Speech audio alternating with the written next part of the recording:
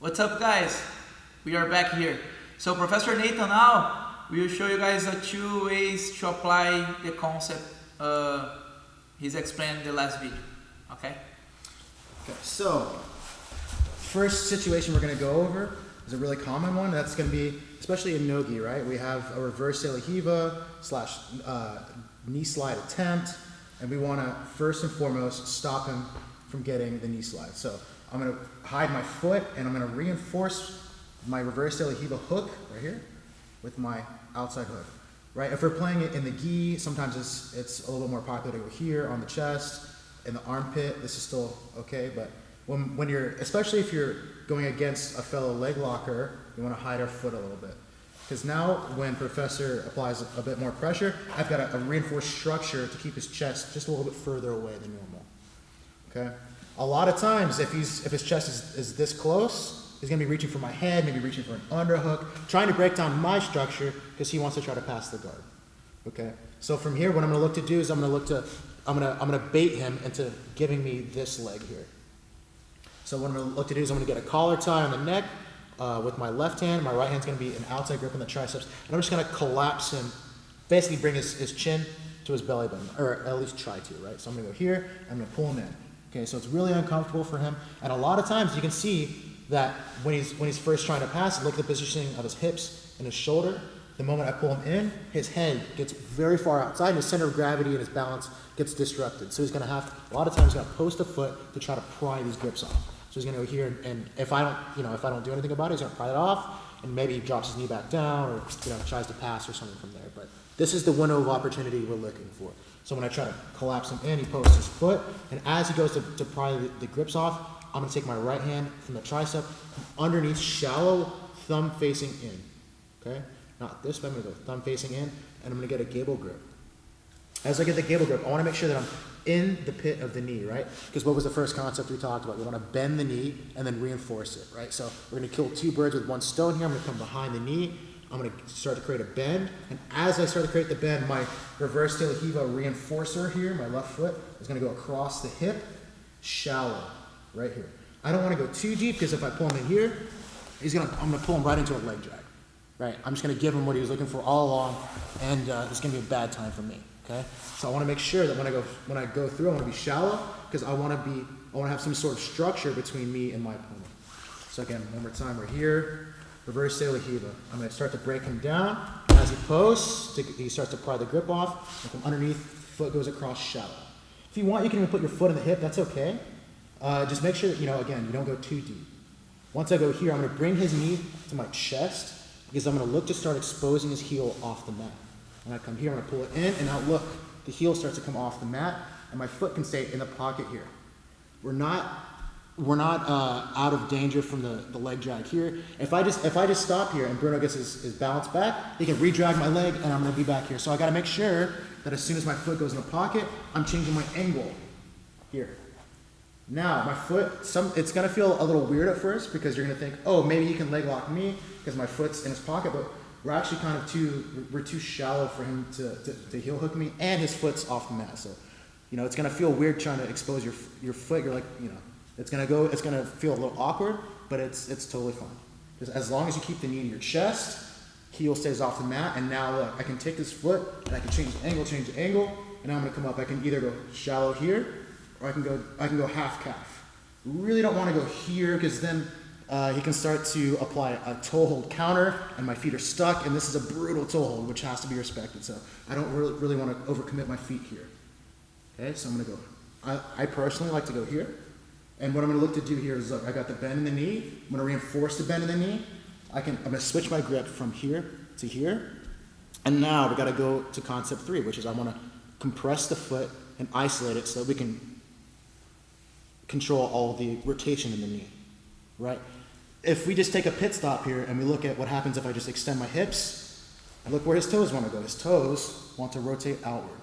So what do I want to do? I want to control his foot so that it doesn't rotate outward, and that's where the submission is going to come into play here. So I'm going to go here. Okay, I'm going to go to the knee. I'm going to take a modified grip. This is especially for outside heel hooks, and when you're first learning it, I feel like this is a really great controlling hand grip. And what I'm going to look to do is I'm going to go from here, I'm going to go straight to the heel. okay? And this is gonna stay here the whole time, okay? So now that I've got the bend in the knee, I've got the reinforced knee, I'm starting to control the foot. My right hand's just gonna come over, and I'm gonna hook shallow here, okay? Because remember, we wanna compress the toes.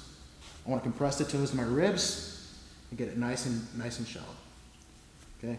I wanna be nice and shallow because I wanna get on the end of, this is a giant lever here, right? If I go here and I go to apply the technique, it's gonna slip off. But if I go here, I got a nice counter pressure here on his foot. So when I go here, okay, I'm gonna control his foot. I've got the bend in the knee, I've got the reinforced knee, I've got the controlled foot. Now the only thing that's left is just the hip pressure. So when I go to extend the hips, again, I don't wanna rotate. I wanna line you can see my hips are kind of corkscrewed here. All I wanna do is I wanna just bridge my hips like I'm doing an arm bar here. Look at that full range of motion we have. Okay, so when I get control of the foot and I do the bridge, we're gonna get the submission here. Okay? Make sure that when we're getting the submission, everything's squeezed in tight. Right? It's kind of like, this is how I always teach it to everyone. It's like someone asks you a question and you go, I don't know. You kind of just throw your hands up, right? I'm gonna go here. You shrug your shoulders, get everything nice and tight. We're gonna engage the back muscles, get the big, strong muscles into the picture. I'm gonna squeeze, and I'm gonna bridge and pull. Okay? A lot of times, you'll get pressure in the foot, so when you're drilling it, you know, sometimes your partner will say, you know, they don't feel the pressure in the knee, they feel the pressure in the foot. That's normal, because what happens is if you feel the pressure in the foot first, that's gonna break, and then the knee is gonna go. So one of the two is gonna go, right? So again, we're here, I'm gonna bridge up, and I'm actually gonna kind of like use the grip. This is why I like this grip so much, because it gets a little extra counter rotation like you're on a motorcycle. I'm just gonna kind of rotate his heel here and pull my palm down, and now I just bridge. Okay? So from the very beginning, right here, my partner's trying to pass.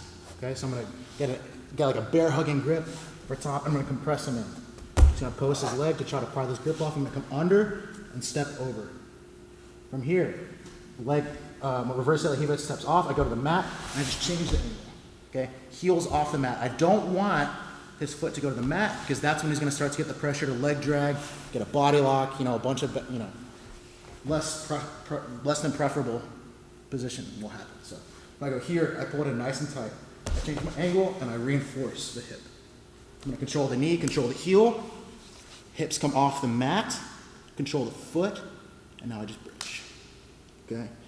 If it looks like professors being generous by tapping early, if you're doing it right, they should be tapping that quickly, right? You shouldn't be sitting here on a heel being like, you know, pulling, and eventually they tap. It should be nice and tight, and he wants to tap immediately.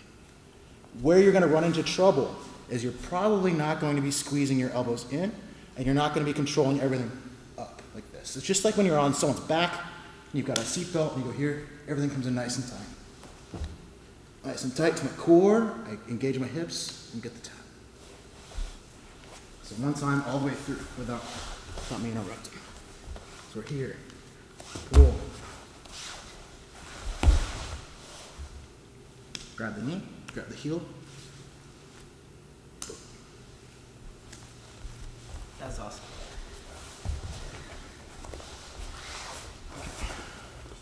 Okay, so we first looked at the entry from reverse de la Riva. We're going to bait the partner into stepping wide so that he exposes his leg.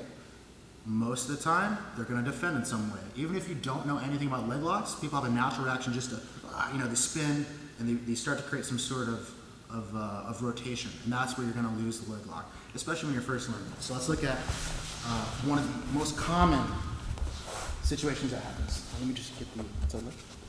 So when we're here, even if you don't know anything about leg locks, what a very common reaction is they're just gonna spin, right? Everyone's seen, you know, over the last 15 years, someone just starts spinning and they wanna just pull their leg out, right? They wanna get out of this situation. So what I need to make sure is I need to brace myself for that. And the thing that's gonna keep me connected to my partner is the bend in the knee. That's why I put that first and foremost when I'm teaching heel hooks, is because the bend in the knee is what's gonna keep us from losing the knee line. People talk about this a lot. The knee line is just the line. If I draw between my knees, I want professor's knees to be inside my knee here. okay? The moment it starts to come out, I lose the control over the leg, and he's gonna start to rotate and escape, okay? So when we're on the outside heel hook, a lot of times you see people with a straight leg, and you see them trying to get the heel, and even if they do get the heel, and they have a straight leg, it's like, you know, it just kind of slips right out. All we have to do is, once we get the bend in the knee, it doesn't matter where my partner goes, the knee stays inside the knee line. It's not possible, if you just think about it logically, if the knee is bent, it is not physically possible for him to remove from the knee line. It's just the nature of the geometry here, right? So when I'm here, very common reaction is he's gonna rotate, okay? He's gonna backstep like this, okay? And if I don't do something about it and I don't stay connected, I'm gonna lose him. So what we wanna do is we wanna know, he can only rotate one of two ways. If he rotates this way, he's gonna end up in this position. If he rotates the other way, well, he's gonna break his own leg. Right? He's not gonna turn that way, because that's gonna put him in the submission. And I have to emphasize this, when you're training this with newer, you know, maybe white or blue belts, and you see someone reaching forward and they're turning into you, stop for a second. Because they don't know that this is actually gonna damage their leg much quicker. So if you get here and you see someone turning this way, stop, let them know, you know, you're about to break your own leg, right? So, one really nice counter from this, when you start to backstep, is I'm gonna switch this grip, and as he backsteps, I'm gonna rotate my feet inward here. So if you noticed, can you just do like a slow backstep? So my feet are here, you know, my right foot is on top. As Professor rotates, my right foot goes to the inside, and my left foot stops here. So I'm creating like a little wedge underneath his butt here. And you can see that it makes the reinforced bend structure, right?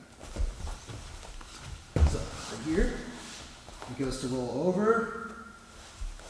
I'm gonna sit up and catch the knee. One more time. I'm gonna hold on to the heel. As he rotates, I'm gonna hold on the heel here. And now look, I have the heel and I'm gonna bend his knee. Sometimes when he gets the rotation, the knee comes out a little bit, but if I put the bend, it pulls the knee right back into the knee line. So it's just a nice way to like reel him back in. If he starts to slide out, it's like on the tipping point of getting out. If I just put the bend in the knee, it goes right back through. You can see here, look, his knee's kind of out of my knee line, right? The moment I bend his knee, it comes right back through. So that's what we're gonna look for. In the transition, when I control the knee, sometimes a savvy opponent's gonna start to hide his heel and he's gonna start to turn out this way. Okay? There's like an endless list of counters from here. What we're gonna go over is just the fundamentals of the breaking pressure of the inside heel hook, because it's, you know, it's the counterpart of the outside heel hook. We're not gonna go over the counters, because this could be here all day. So when we're here, and when we're gonna drill this, your partner backsteps, okay, we're gonna stop here, just so we can learn the mechanism of the inside heel hook, okay? So, my grip was here. I'm gonna change my hip. My hips should be flat on the mat. I'm gonna push the toes down into my pocket here. You can see it bends the knee. From here, I'm gonna sit up, I'm gonna grab the knee, and I sit up and meet my partner. Here. We should be eye to eye, chest to chest. What I'm gonna look for here is I'm gonna control the knee, I'm gonna swim back and catch. Again, we wanna be shallow here. You don't wanna be here, because if I really start to put it in, sometimes it slips off, especially if they're sweating and you know, maybe he does have spats on or something. So I'm gonna go here, I'm gonna come back, and I'm gonna smash his toes at the same time. I'm gonna catch and smash. You can see his hips came forward when I did that. Why? Because if he didn't start to relieve the pressure, the heel hook submission would actually start to set in right there. So the natural reaction is he's gonna go here and his hips raise off the mat. Okay? So when I catch the end of the foot, I really want to smash his toes with the meat of my tricep. I smash it between my ribs. For the grip, we can do the same modified grip. This is really great. I want to go here, grab the heel, grab my own wrist. Or if you want to do just a traditional grip, you go here, thumb up, gable grip. I love this grip. This is really good. This is very hard for your partner to slip the heel in. Sometimes when you go here, even if you have a really good bite on it, the heel slips in, you know, especially if it's flexible. So this kind of just prevents that from happening. And you get a really good biting pressure on the foot. Okay? For the actual braking mechanism, so I'm going to show you again, just like I showed for the outside heel hook. If I didn't have the grip and I extended my hips, look where his toes want to go. They want to go up. So I want to create a caster on his foot, get it nice and tight. You can finish it from your elbow here and pull. I prefer to go down to the shoulder, you know, it's personal preference. I feel like when I go down to the shoulder, I'm further away from his grip. He can't reach and grab. If I'm here, sometimes he can reach and, yeah, start to grip fight this. But if I go down, it's a little bit further away from him, and he's more inclined to tap because he's like kind of, it's a little bit more panicked. So when I go here, I'm gonna go down, hips come off the mat vertically, but I bridge horizontally. So hips are gonna come up. You see just a little bit of space here, but I'm gonna bridge that way. So when I go down on the mat, hips come up, and I bridge. Okay, so one more time, from the outside heel hook. We're here. I think, oh man, I've got a really good heel hook, and he rolls. As he rolls, I switch my feet in the air. So it goes from here to here. Okay? I don't want to stay here, because if I stay flat on my back, Professor can start to pummel his feet, he can start to exactly cut the angle, and he's gone. So the moment we go here, I want to sit up and trap his leg, right? I want to bend his knee and reinforce the bend. From here, I want to catch the heel and smash the toes. Okay? I've isolated the foot, I've got the bend in the knee, the only thing left is the bridging pressure of my hip. And from here, I'm going to reinforce the smash of the toes by putting my weight on it. Hips come off the mat vertically, bridge horizontally. Okay? So let's look at it from the very beginning, because this is really, it's going to transition from, it's like a counter that I'm going to follow him, and I'm going to set up the inside heel hook from the defense. So we're here, right? I've got my knee shield reinforcing my reverse heel hook, right? I'm going to pull him in tight. I'm going to post the leg, I'm going to come under, foot goes to the outside, I change my angle, I go here. He starts to spin, okay? Right foot goes flat to the mat, left foot goes on top, and I have to go flat to the mat here. I don't want to stop here, I want to sit up and trap. One thing you can do to reinforce the trap and reinforce the bend is right hand's going to go on top of the knee, and left hand's going to go on top and grab my thigh here, just for a second. Right? From here, I'm going to catch the toes, and now my heel, or my elbow goes down to the mat, my shoulder starts to pinch in, and we get this, I'm kind of shrugging like that's right. Now I'm going to grab the heel, grab my wrists, go to the inside, get off the mat vertically, bridge horizontally, and we get the tap.